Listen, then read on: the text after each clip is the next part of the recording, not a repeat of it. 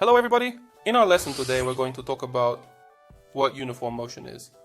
This is one of the simplest types of motion that we begin to study in the kinematics section. Our task today is to familiarize ourselves with this type of motion, to see what quantities we can describe it with, and what basic parameters exist to tell us what uniform motion is. So, uniform motion is a motion in which the body for equal time intervals passes the same displacement. Let's show this in the figure. So, we have a certain trajectory. Let's assume that the body moves in a straight line. We can divide this trajectory into several sections and choose them so that the body passes them in equal time intervals. Let's do this.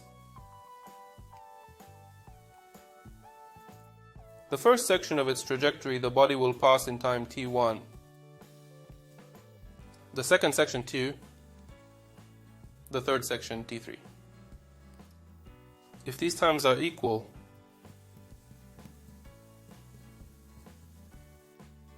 and the displacement that the body makes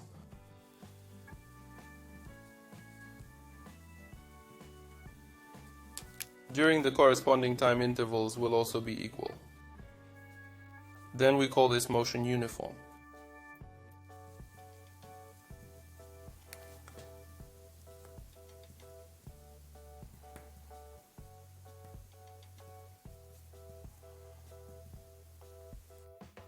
Uniformity will consist in the fact that we can take any equal intervals of time.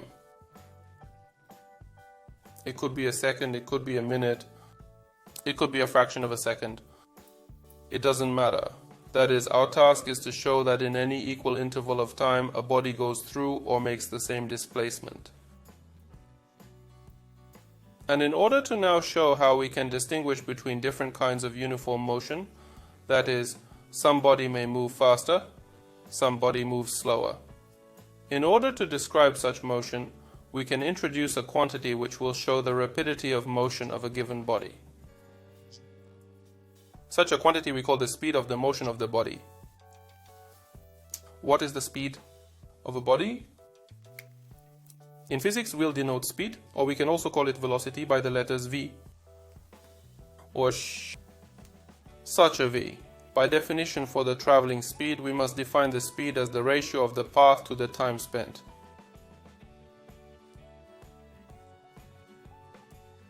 And in this case, we get the numerical value of speed without specifying its direction. That is, we say that, for example, the car is moving at a speed of 20 meters per second. In this case, we measure the speed exactly in meters per second, because this is the system unit of measurement. Let's spell it out right away.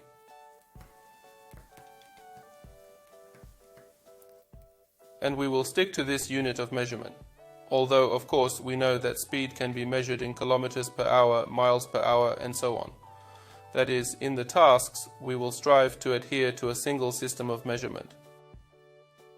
But in the tasks, you can also meet another type of speed, which will tell you that it is required to determine the direction of this speed. The direction of that velocity. Here we are already saying that we will define velocity as the ratio of the displacement made by the body, again, to the time for which the displacement was made. We will be able to determine this velocity by the given formulas. And let's see what the difference turns out to be if we meet with different types of motion. For example, if a body is moving in a straight line and makes a certain amount of movement from point A to point B, and then returns back from point B to point A, then in this case we say that the body has traveled some path. That is, the path in this case will not be zero, because we see that the body moved and traveled some certain distance. If we denote, for example, with the letter L the distance between A and B, then we will have a path velocity equal to the ratio of the two L's to the time in which the path was traveled. That is L forward and L backward.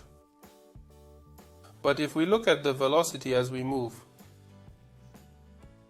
you'll see that the body no matter how it moved, eventually came back to its starting point.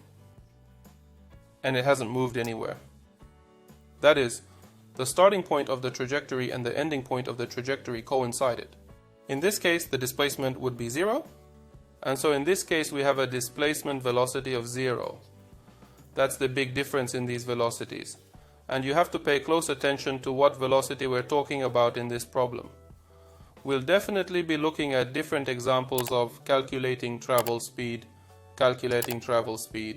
and we'll be looking at more interesting and more complicated examples in our future lessons. See you all soon.